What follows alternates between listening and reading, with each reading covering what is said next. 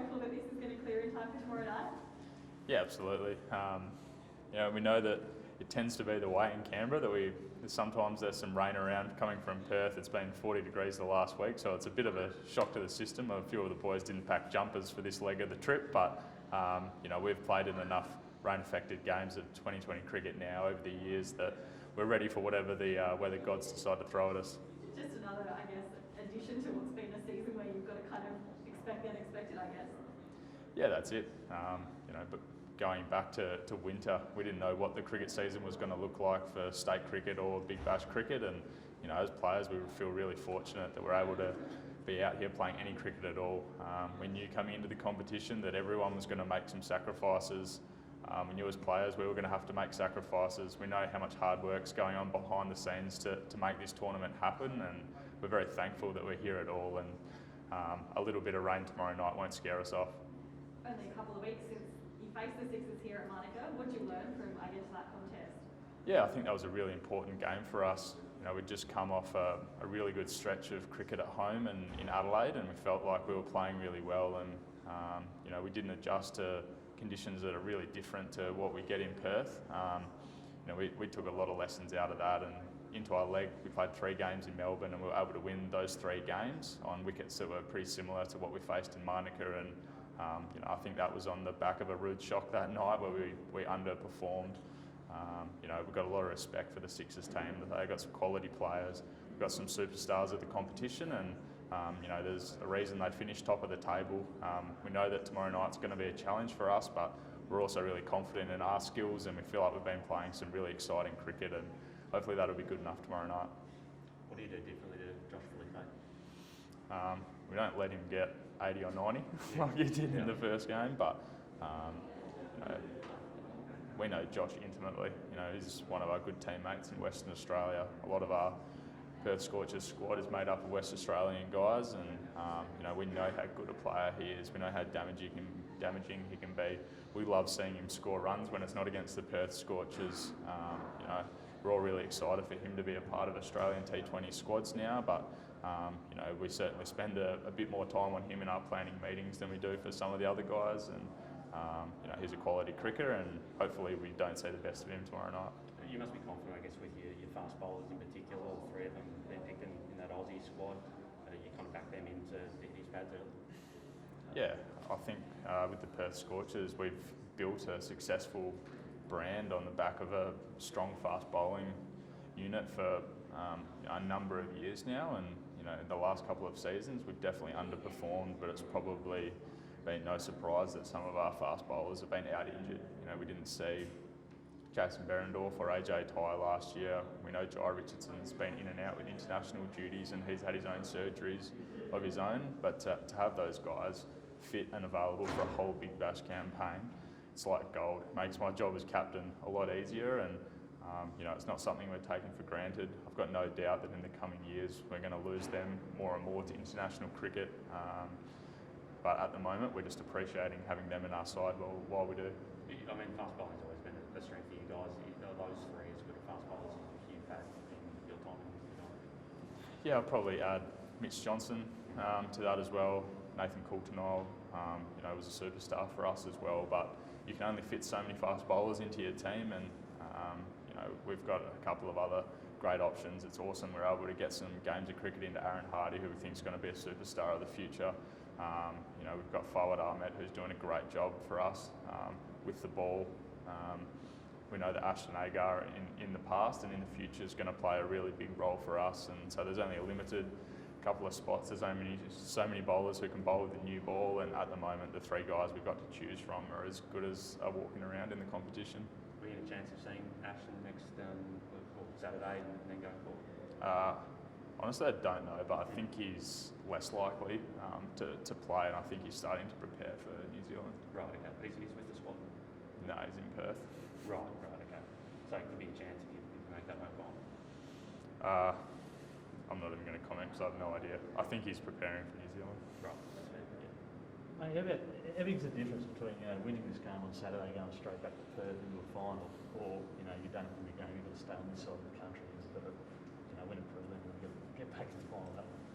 I know my missus and family will be happy if we win tomorrow night and I'll get to come home early. It feels like the last few months we've spent a lot of time on the road, which is okay. We're professional cricketers. We know that's part of the gig, but you know, we would obviously love to play in Perth. We'd love to be at home with our families, but that's plan A. If things don't go to plan tomorrow night, that's okay. You know, we'll travel back to Perth anyway and play another final. You know, it's a bit of a longer road, taking a bit of a detour to eventually, hopefully, winning the competition, but we'll do it whichever way we have to do it. And just back to Josh as well, I mean, how much potential do you think he's got without, I suppose, trying to put too much pressure on the kid? Sorry, Josh Philippi. Yeah. He does some amazing things with the cricket bat that I can't do, and you know, a lot of times in the nets for Western Australia or playing with him for Western Australia, he does incredible things.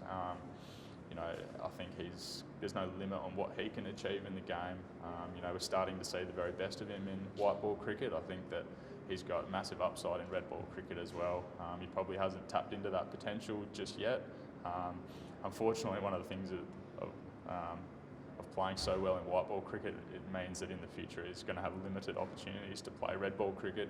He's probably going to be touring with a lot of Australian teams. He's probably going to get opportunities all over the world to play white ball cricket, but you know, I'm looking forward to seeing him play some Shield cricket at some stage, whether it's this year or next year, and you know, hopefully he can help us win some titles for Western Australia.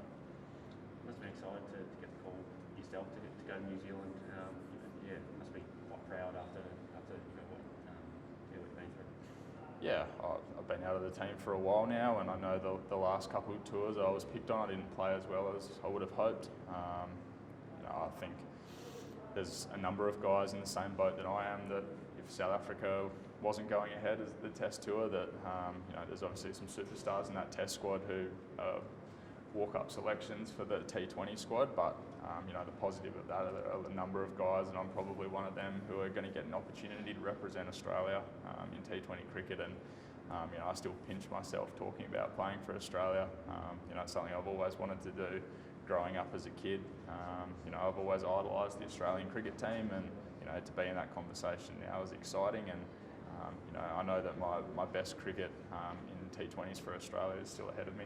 And yeah, and that finishing spot, I guess 5, 6, 7 has been a spot they've struggled to fill a bit. Like, do you feel like that's something you could do at the World Cup? Yeah, definitely. You know, I've had a little bit of international experience now.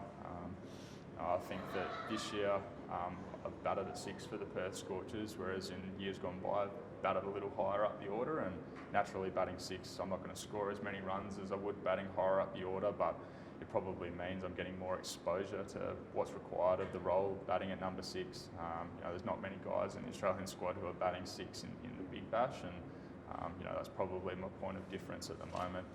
It's not an easy role, but I think the more exposure I can get to batting in that position, the better I'm going to get at it. Beautiful. Thank you So, very much. just with the double chance for the finishing top 2, how important is that in a fickle game like T20 cricket? Yeah, it's been a long tournament now. We've played 14 games of cricket. You know, to have an opportunity to win tomorrow night and be able to fly back to Perth and have as long a break as we've had throughout the tournament will be like gold. You know, touch wood, we've been really fortunate that we haven't had any major injuries, but you know, there's no hiding from the fact that some guys are a bit fatigued and a bit sore after playing so many games consecutively. Last weekend we played 2 games in a row, then jumped on a plane and played in Adelaide. So we've got a lot of cricket under our belt. You know, the ideal preparation for a Big Bash final is having a few days off, and we've got a golden opportunity to do that tomorrow night. Given the team's record in Perth, what would it mean to have the grand final at Optus? I know it'll be a final there regardless, but if we win tomorrow night and have the final at Optus, what does that mean for the team? Yeah, there's a couple different parts to that. One, you know, we obviously know the conditions, the wicket, the dimensions of the ground really well in Perth. We're playing really well there. You know, it's conditions that we don't see in other parts of the country, and that's an exciting point of difference for us. Most of our guys have been West Australian cricketers who have grown up playing at the WACA. That's definitely an advantage. There's also being able to go home and sleep in your own bed, be with your family and your loved ones. You know, that always makes big games a little bit easier, and and we know that the fans in Perth have been brilliant. I think we're allowed 30,000 fans. We're confident that we'll get that many for a big game in Perth, and the fans were brilliant for the 4 games we were able to have in Perth. We've played some games, in front of no crowds.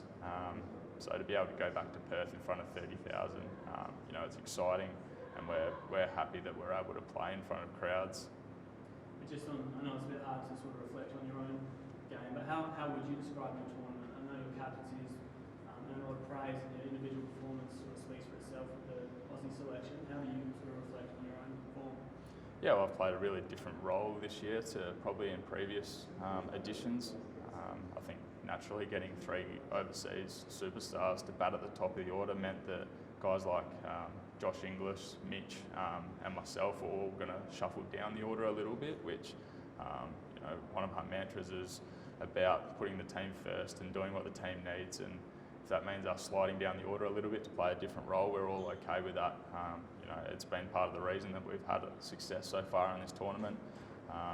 In the Big Bash, I've probably been a bit more accustomed to batting 4 or 5, but I've really enjoyed my role batting at 6 this year. It's definitely a challenging position to bat, but I know that every time I get exposed to batting a bit lower down the order, I'm going to get better at playing that finishing role. And does tactics or anything like that change at all in finals cricket? Not really for us. There's been a lot of talk about the new rules and the innovations that have come with the new rules. I think some of them have been really exciting. Some of them we haven't focused on as much as a team. I think it's pretty evident if you look at the points table, we haven't won a lot of the Bash Boost points, and that's kind of the way that our team's shaped up. We've probably prioritised winning games of cricket more so than taking that Bash Boost point. I feel like if we tried to take every Bash Boost point that was available, we may have lost some games that we would have otherwise won, and unfortunately that's meant that we haven't had as many points as we would have liked throughout the tournament. I think we're close to the bottom on Bash Boost points, but fortunately for us there's no Bash Boost points in the final, and we can concentrate on what we've been doing all tournament, and that's trying to win games of cricket. Beautiful. Thanks very much. Thank you guys.